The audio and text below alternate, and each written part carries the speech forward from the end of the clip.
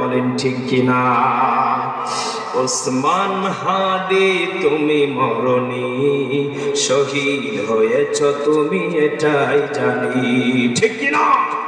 ওসমান হাদি তুমি মরণি, শহীদ হয়েছ তুমি এটাই জানি।